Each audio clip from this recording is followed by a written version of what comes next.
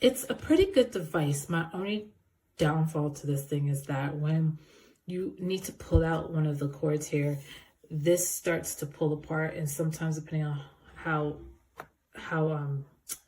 tight the cord is inside attached, it will pull this whole thing out. So for example, like see, this one's at the bottom here. So if I try to pull, it literally resetted everything off my computer. So everything turned off just now. See, do you see the button right there? On, off, on, off. That's frustrating. So you need two hands to pull whatever you're pulling out, to keep this from staying in and not disconnecting everything.